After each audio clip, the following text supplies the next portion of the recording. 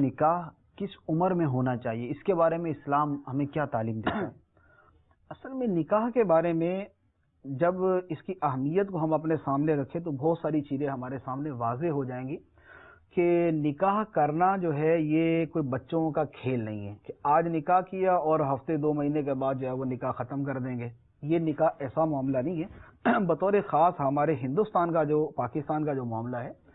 بر صغیر کا، وہ یہ ہے کہ نکاح زندگی بھر کا نباہ ہوتا ہے، اور ویسے ہی اسلامی روح سے نکاح جو ہے وہ زندگی بھر کا نباہ ہے۔ تو اب نکاح کرنا جو ہے جب یہ اتنا اہم معاملہ ہے کہ نکاح کے بعد لڑکی جو ہے اس کے اوپر شوہر کے حقوق و ذمہ داریاں وہ تمام کی تمام عائد ہو جاتی ہیں، اور شوہر کے اوپر بیوی کے حقوق لازم ہو جاتے ہیں، اس کے خرچے اور اس کے دیگر جو ہے وہ ذمہ داریاں۔ پھر ہمارے معاشرے کے اندر شادی شدہ کا جو معاملہ ہے وہ غیر شادی شدہ کی بنسبت منفرد ہوتا ہے۔ گھر کے اندر جو غیر شادی شدہ لڑکا ہے اس کی حیثیت کچھ اور ہے، اور شادی شدہ کی حیثیت کچھ اور ہے۔ غیر شادی شدہ دیگر رشتہ داروں سے ملتا ہے، اس کی حیثیت اور ہے۔ شادی شدہ جب ملتا ہے اس کی حیثیت کچھ اور ہے، یعنی اس کو ایک اہمیت ہوتی ہے، اس کی اہمیت بڑھ جاتی ہے، اور ذمہ داریاں اس کی بڑھ جاتی ہیں۔ جب یہ تمام چیزیں ہیں پھر بیوی کا خرچہ یہ شوہر کے ذمے۔ اب آپ اس پر غور کریں کہ ایک لڑکا کماتا کچھ بھی نہیں، اس کی آمدنی کے اسباب کوئی بھی نہیں ہے۔ اب اگر اس کی شادی کی جاتی ہے اور شادی کے بعد نہ وہ بیوی کے اخراجات پورے کر پاتا ہے،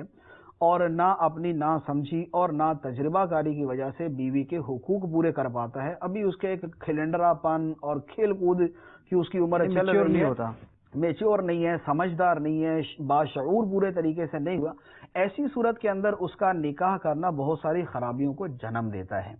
اب ایک طرف تو یہ معاملہ ہے، دوسری طرف یہ معاملہ ہے کہ سمجھداری اور شعور یہ ساری چیزیں ایک جداگانہ حیثیت رکھتی ہیں، لیکن اس کے ساتھ یہ بھی ہے کہ بقیہ تمام کاموں اور چیزوں کے اندر اگرچہ شعور آئے یا نہ آئے، لیکن آدمی کے جو فطری تقاضے ہیں، جو اس کے جنسی تقاضے ہیں، یہ بہرحال عمر کے ساتھ ساتھ بڑھتے جاتے ہیں۔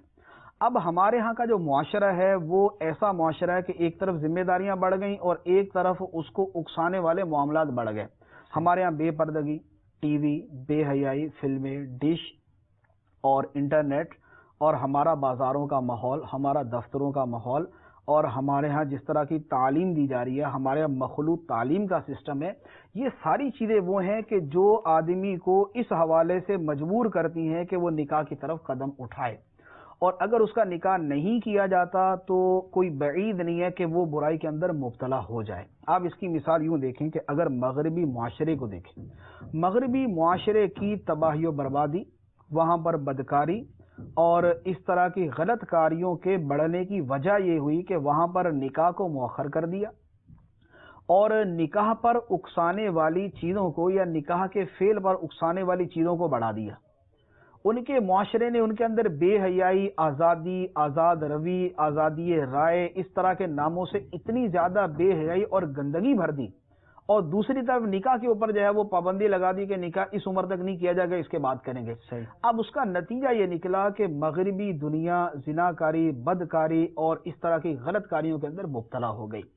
وہ ماحول ہمارے ہاں بھی کنورٹ ہو رہا ہے، ہمارے ہاں کا معاشرہ بھی جو ہے وہ مغرب کے پیچھے پیچھے چلنے کی کوشش کرتا ہے، اسی طرح بے حیائی، بے پردگی جو ہے وہ بڑھتی جا رہی ہے۔ اب اگر ایک طرف نکاح کو مؤخر سے مؤخر کرتے رہے کہ بھئی اس کی ذمہ داریاں چونکہ ابھی پوری نہیں کر پا رہا، لہذا اس کا نکاح مؤخر کر دیا جائے، دوسری طرف اس کو بہت ساری چیزیں جو ہے وہ مجبور کر رہی ہیں اس کے جنسی اور فطری تقاضے پورے کرنے کے اوپر، اب نکاح ہوتا نہیں، آدمی غلط راہ کی طرف چل پڑتا ہے۔ تو نکاح کے اندر ان دونوں معاملات کو سامنے رکھا جائے، ذمہ داریوں کا شعور جو ہے اس کو دیا جائے، اگر نہیں ہے تو اس کو دیا جائے، اگر وہ سمجھدار نہیں ہے تو اس کو سمجھداری کی باتیں سکھائی جائیں، اس کی تربیت کی جائے۔ اسلام جو ہے پہلے تربیت پہ زور دیتا ہے۔ اب اس کے ساتھ جو اس کے دیگر تقاضے ہیں ان کو سامنے رکھتے ہوئے نکاح کے اندر بہت زیادہ تاخیر نہ کی جائے، نہ اتنی تاخیر ہو کہ جس کی وجہ سے اس کے گناہ کے اندر پڑنے کے امکانات بڑھ جائیں،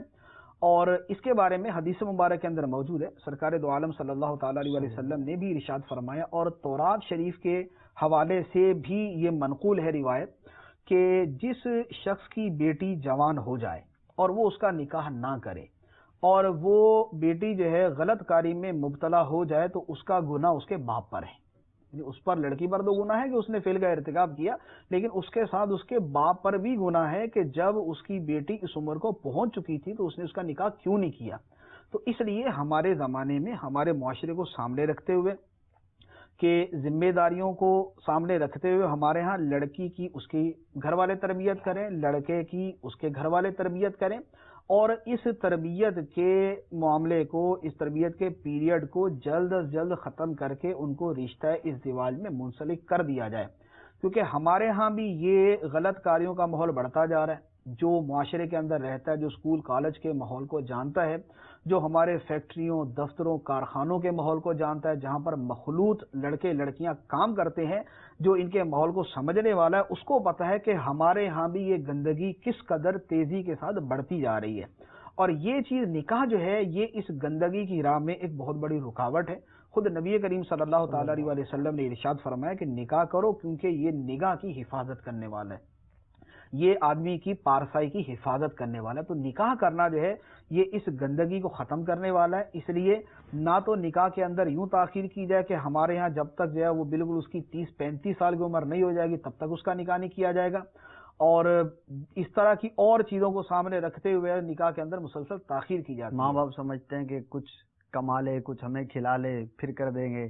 کچھ اس میں کچھ عذر تو قابل قبول ہے کہ واقعی وہ کچھ کمائے گا تو اس کی شادی کی جائے گی، ورنہ اس کے بعد بیوی کو کیا کھلائے گا، تو اس کی بھی ضرورت ہے، لیکن اس کو ایسا عذر نہ بنایا جائے کہ لڑکے اور لڑکی کی عمر مسلسل بڑھتی جا رہی ہے،